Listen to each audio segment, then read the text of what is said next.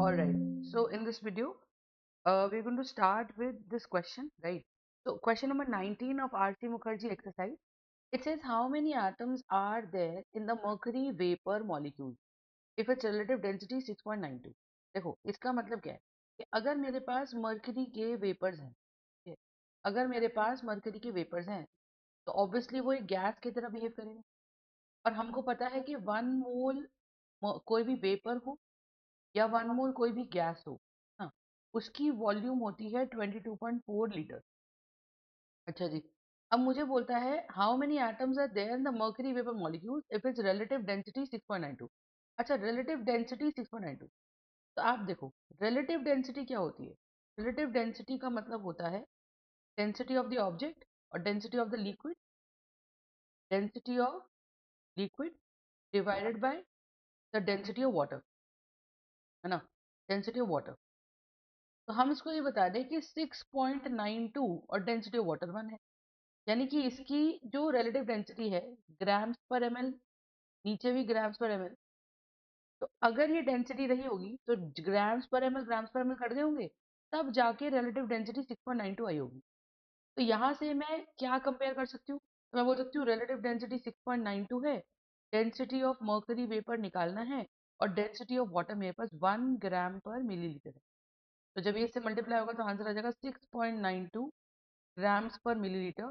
That would be the density of the mercury. सही बात है, ये आ गया। अब it says how many atoms are there in the mercury vapor molecule if its relative density 6.92. This is going to be the density of mercury, right? अच्छा, अब आप एक चीज समझो। अब कहानी यहाँ पे क्या है, कहानी ये है कि हमको एटम्स निकालना है। तो मुझे डेंसिटी मिल गई कि 1 ml वेपर का जो मास है, ठीक है, वो कितना है। 1 ml वेपर का जो मास है वो है 6.92 ग्राम। तो अगर ऐसे ही मेरे पास 22400 ml वेपर्स हो जाए मरकरी के, तो उसका मास कितना आएगा, तो वो आएगा मेरे पास 6.92 इंटू 22400।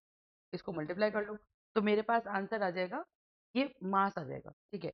अब ये जो मास आ जाएगा मेरे पास, this mass would be called as this mass would be called as the molar mass of mercury. Alright, so this shall be called as the molar mass of mercury.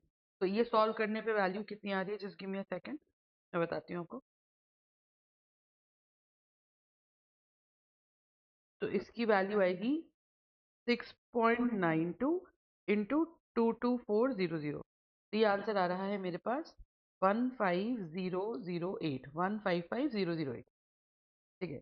तो 155008, this would be the answer. तो 155008, तो relative density आ गई। तो कितने atoms आ जाएंगे इसके अंदर, अब आप बताओ। तो आप इसको ऐसे समझो कि मर्करी वेपर्स हैं, अगर उसकी रिलेटिव डेंसिटी इतनी है तो कितने एटम्स होंगे, है ना।